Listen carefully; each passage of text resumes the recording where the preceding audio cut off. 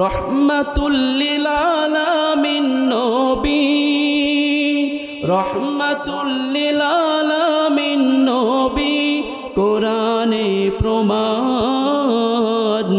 আশিক বিনে কে বুঝিবে আমার দয়াল নবীর শান, উম্মত বিনে কে বুঝিবে দয়াল নবীর শান।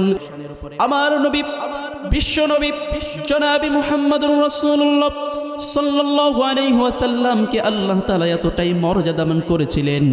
আল্লাহ তাআলা স্বয়ং কুরআনুল কারীমের মধ্যে বিশ্ব নবী রাসূল আকরাম সাল্লাল্লাহু আলাইহি ওয়াসাল্লামের শানে আয়াত নাজিল করে বলেন, ওয়ামা আরসালনাকা ইল্লা রাহমাতাল লিল আলামিন। আল্লাহু আকবার। আবার ভাইরা, রব্বুল আলামিন হযরতে জিবরাইল আলাইহিস সালাতু ওয়াস সালামের মাধ্যমে আয়াত নাজিল করে দিয়ে বিশ্বনবী হযরতে মুহাম্মদুর রাসূলুল্লাহ সাল্লাল্লাহু আলাইহি ওয়াসাল্লামকে বলেন, হে নবী, আমি আপনাকে এই বিশ্ব জগতের জন্য রহমত স্বরূপ পাঠিয়েছি। সুবহানাল্লাহ। আমার ভাইয়েরা, এই বিশ্বনবী জনাবে মুহাম্মদুর রাসূলুল্লাহ সাল্লাল্লাহু আলাইহি ওয়াসাল্লাম কেমন মায়ার নবী, কেমন দয়ার নবী ছিলেন, তার একটা দৃষ্টান্ত কিতাব থেকে পেশ করব। আমার ভাইয়েরা, বিশ্বনবী জনাবে মুহাম্মদুর রাসূলুল্লাহ সাল্লাল্লাহু আলাইহি ওয়াসাল্লাম যখন নবুয়ত প্রাপ্ত হলেন, তখন তিনি মক্কার মধ্যে কাজ করতেছিলেন, দ্বীনের দাওয়াতের কাজ করতেছিলেন, কাফেরদের কাছে ইসলামের বাণী পৌঁছিয়ে দিয়েছেন। আমার ভাইয়েরা, এরপরে তিনি তায়েববাসীর কাছেও চলে গেলেন। আমার ভাইয়েরা, তায়েববাসীকে দাওয়াত দেওয়ার জন্য হযরতে যায়েদ বিন হারিসা রাদিয়াল্লাহু তাআলা আনহুকে সঙ্গে নিলেন।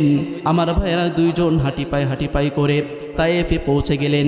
তায়েফে গিয়ে বিশ্বনবী জনাবে মুহাম্মদুর রাসূলুল্লাহ সাল্লাল্লাহু আলাইহি ওয়াসাল্লাম সর্বপ্রথম টার্গেট করলেন এই তায়েফবাসীদের মধ্যে যেই সমস্ত নেতৃবৃন্দ আছে, যেই সমস্ত নেতাগণ আছেন, তাদের কাছে আগে দাওয়াত পৌঁছিয়ে দেই। আমার ভাইয়েরা, এই সুবাদে সেখানকার নেত্রীদের মধ্যে কিতাবের মধ্যে নাম এসেছে, একজন নেতার নাম ছিল মাসউদ, অপরজনের নাম হচ্ছে হাবিব, অপরজনের নাম হচ্ছে আবি আলিল। আমার ভাইয়েরা, তিনজন নেতার উদ্দেশ্যে বিশ্বনবী জনাবে মুহাম্মদুর রাসূলুল্লাহ সাল্লাল্লাহু আলাইহি ওয়াসাল্লাম দাওয়াত পৌঁছে দিলেন আর বললেন, তায়েবের বাসীরা, হে নেতারা, তোমাদের কাছে আল্লাহ তাআলার পক্ষ থেকে আনিত বাণী পৌঁছে দিচ্ছি। তোমরা যদি এই বাণীকে গ্রহণ করতে পারো, তাহলে শুধু পরকালেই সফলতা নয়, বরং এই দুনিয়ার মধ্যেও তোমরা সফলতা পেয়ে যাবে। সুবহানাল্লাহ। আমার ভাইয়েরা, যখন ওই সমস্ত নেতৃবৃন্দের নিকটে বিশ্বনবী জনাবে মুহাম্মদুর রাসূলুল্লাহ সাল্লাল্লাহু আলাইহি ওয়াসাল্লাম দাওয়াত পৌঁছে দিলেন, ওই সময়ে ওই সমস্ত নেতারা তো হুজুর সাল্লাল্লাহু আলাইহি ওয়াসাল্লামের বাণী গ্রহণ করে নাই, বরং উল্টা তাকে পাগল বলেছে, গালি দিয়েছে। এখানেই ক্ষান্ত হয়েছিল না, বরং দুষ্টু ছেলেদেরকে যায়েদ বিন হারিসা এবং মুহাম্মদ সাল্লাল্লাহু আলাইহি ওয়াসাল্লামের পিছে লেলি দিয়ে বলেছে, তোমরা তার দিকে যতক্ষণ না তারা চলে যায় ততক্ষণ পর্যন্ত তাদের দিকে পাথর বর্ষণ করতে থাকবে। চিৎকার দিয়ে বলুন নাউজুবিল্লাহ। আমার ভাইয়েরা, বিশ্বনবী দয়ার নবী জনাবে মুহাম্মদুর রাসূলুল্লাহ সাল্লাল্লাহু আলাইহি ওয়াসাল্লামকে ওই সমস্ত তায়েফের দুষ্টু কাফেরেরা পাথর নিক্ষেপ করতেছিল, থুতু দিচ্ছিল, হাঁকাইতেছিল, তাড়াইতেছিল। আমার নবী বিশ্বনবী জনাবে মুহাম্মদুর রাসূলুল্লাহ সাল্লাল্লাহু আলাইহি ওয়াসাল্লামের দিকে যতবার পাথর নিক্ষেপ করছিল, যায়েদ বিন হারিসা রাদিয়াল্লাহু তাআলা আনহু বারবার প্রত্যেকটা পাথর নিজের বুকের উপর বরণ করে নিচ্ছিলেন। সুবহানাল্লাহ। এতটাই যায়েদ বিন হারিসা রাদিয়াল্লাহু তাআলা আনহু রাসূল সাল্লাল্লাহু আলাইহি সাল্লামকে ভালোবাসতেন। আমার ভাইয়েরা, এই যে পাথর বরণ করে নিচ্ছিলেন, আমার ভাইয়েরা, এক পর্যায়ে যখন যায়েদ বিন হারিসা রাদিয়াল্লাহু তাআলা আনহু সহ্য করতে পারলেন না, তখন বিশ্বনবী জনাবে মুহাম্মদুর রাসূলুল্লাহ সাল্লাল্লাহু আলাইহি ওয়াসাল্লামকে সাথে নিলেন। সাথে নিয়ে একটি আঙ্গুর গাছের নিচে চলে যান, একটি আড়াল এর স্থানে চলে যান। আমার ভাইয়েরা, নির্জন স্থানে গিয়ে দুইজনে ক্লান্ত ক্লান্ত শ্রান্ত পরিবেশেও বিশ্বনবী জনাবে মুহাম্মদুর রাসূলুল্লাহ সাল্লাল্লাহু আলাইহি ওয়াসাল্লাম আল্লাহ তাআলার কাছে দোয়া করে বলছেন, আয় আল্লাহ তাআলা, আমি তোমার অসহায় বান্দা, আমার অসহায়ত্ব থেকে তুমি মাফ করে দাও। আমি এই তায়েববাসীকে বোঝাতে পারি নাই রব্বুল আলামিন, আমি অসহায় বান্দাকে মাফ করে দাও। সুবহানাল্লাহ, কতটা দয়ার ছিলেন আমার ভাইয়েরা। বিশ্বনবী জনাবে মুহাম্মদুর রাসূলুল্লাহ সাল্লাল্লাহু আলাইহি ওয়াসাল্লাম এই দোয়া করার পরেই যখন তিনি রক্তাক্ত হয়ে পড়েছিলেন, জিবরাইল আলাইহিস সালাতু ওয়াস সালাম আল্লাহ তাআলার পক্ষ থেকে আসলেন। কিছু ফেরেশতা তার সাথে ছিল, তারা সকলেই বললেন, ইয়া রাসূলুল্লাহ, ইয়া হাবিবাল্লাহ, হুজুর একটা বারের মতো নির্দেশ দেন, এই তায়েববাসী আপনার যেই নবীর গায়ের উপরে একটি মাছি পর্যন্ত বসাকে আল্লাহ তাআলা হারাম করে দিয়েছিলেন, সেই তায়েববাসী আপনার মতো নবীকে রক্তাক্ত করেছে। ইয়া রাসূলুল্লাহ, ইয়া হাবিবাল্লাহ, একটা বারের মতো অনুমতি দেন। আপনি যদি অনুমতি দেন, এই দুই পাহাড়ের মধ্যে তায়েববাসীকে ফেলে পিষে তায়েববাসীর নাম এবং নিশানা ইতিহাসের থেকে মুছিয়ে ফেলবো। নাউজুবিল্লাহ। আমার ভাইয়েরা, বিশ্বনবী জনাবে মুহাম্মদুর রাসূলুল্লাহ সাল্লাল্লাহু আলাইহি ওয়াসাল্লাম ওই সময় কি চমৎকার জবাব দিয়েছিলেন আমার ভাইয়েরা। নবী আকরাম সাল্লাল্লাহু আলাইহি ওয়াসাল্লাম ওই সময় বলেছিলেন, হে জিবরাইল, আল্লাহ তাআলা আমাকে এই বিশ্ববাসীর জন্য রহমত স্বরূপ পাঠিয়েছেন।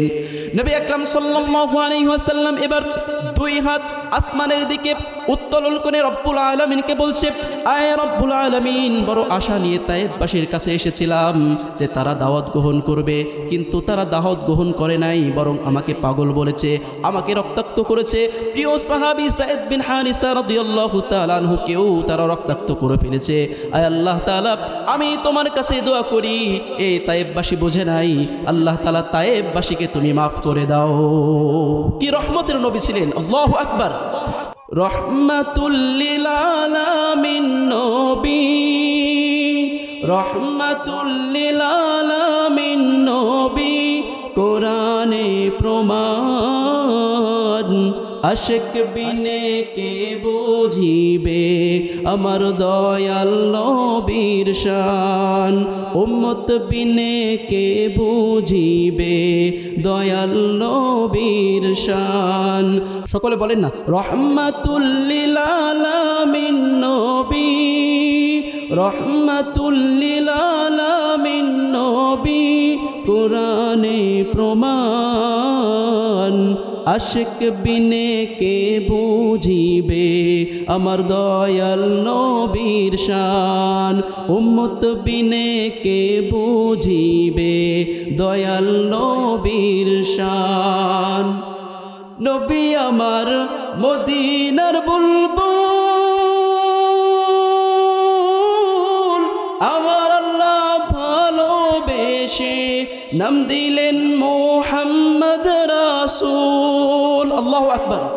নবী আমার মদিনার বুলবুল, আমার আল্লাহ ভালোবেসে নাম দিলেন হাবিবে রাসূল। আল্লাহু আকবার। সেই নবীকে না মানিলে, সেই নবীকে না মানিলে থাকবে না ঈমান, আশিক বিনে কে বুঝিবে দয়াল নবীর শান, উম্মত বিনে কে বুঝিবে আমার দয়াল নবীর শান। রহমাতুল লিল আলামিন নবী, রহমাতুল লিল আলামিন নবী, কোরআনে প্রমাণ, আশিক বিনে কে বুঝিবে দয়াল নবীর শান, উম্মত বিনে কে বুঝিবে দয়াল নবীর শান। ঠিক কিনা?